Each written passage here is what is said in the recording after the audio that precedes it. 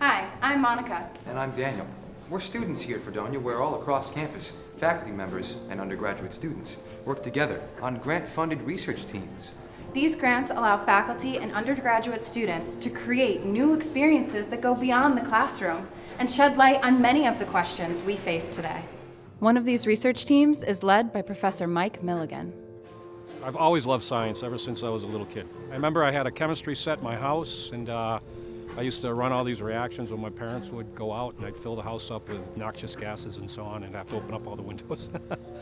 The name of the grant is, it's kind of a long name, the Great Lakes Fish Monitoring and Surveillance Program. The main objective of the grant is to assess the overall health of the Great Lakes for contamination, using top predator fish like lake trout as sentinels, indicators of chemical contamination, because the type of contaminants we're looking at tend to accumulate in biological organisms. So they come up the food web, they enter into the sediments, they end up in little bugs, and little fish eat the bugs, and then bigger fish eat the little fish, and so on up the line. So it tends to accumulate at a higher concentration. And because of the nature of the chemical compounds and the fact that they would rather be in organisms that are kind of like an organic matrix as opposed to being dissolved in water, they tend to accumulate up the food web into top predator fish, and of course humans too. We all have these chemicals in our fat tissue and rolling through our bloodstreams and so on. So there are a lot of anglers around the Great Lakes eating Great Lakes fish, but I think more importantly, the fish act as an indicator. If they're in the fish, we know they're in us. So that's a way to evaluate and assess the levels of these contaminants in the overall environment. Well, Erin is one of many undergraduate research students that have worked on this project. She's a terrific student, very hard worker, very diligent. And one thing that I really admire about Erin is you ask her to do something and she follows through, and she's very meticulous and very careful with the work. And we do what we call analytical chemistry. So you really got to cross all your T's and dot all your I's. So you got to make sure that you're following the right protocols and so on, and she does an excellent job. I was a junior in high school, and I was trying to think, what do I want to do with my life? I'm getting ready to go to college, I need to figure this out. So I was thinking to myself, I really want to help people, but I don't really want to be involved in the medical field. So what else could I do? And I looked up kind of the description of what I wanted to do, and it just popped up biochemistry.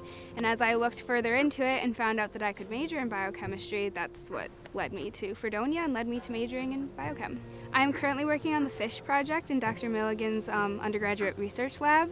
I thought that Dr. Milligan's research was really interesting because it had an environmental basis, and I've always been interested in environmental topics of any sort. I'm really concerned with the plastic pollution in the Great Lakes and the oceans.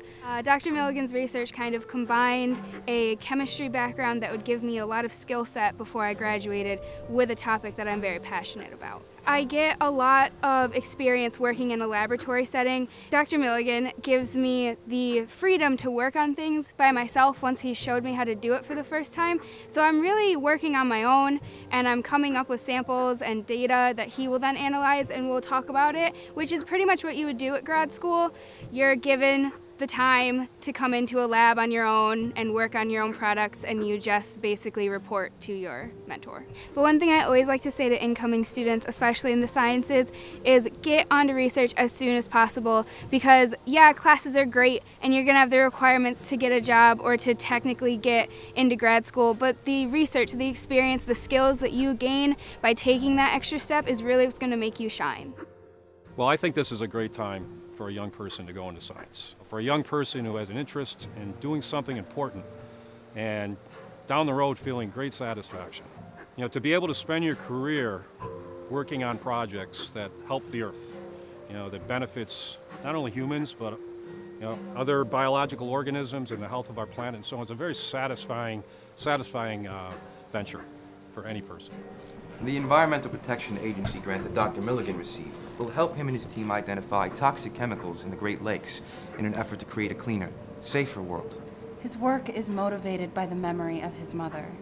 Each year, Fredonia hosts a hockey game where the players wear special jerseys in honor of a cancer victim. Though the cause of her brain cancer remains uncertain, Dr. Milligan is determined that his work will shed light on many of the ways science can help us all live longer, healthier lives.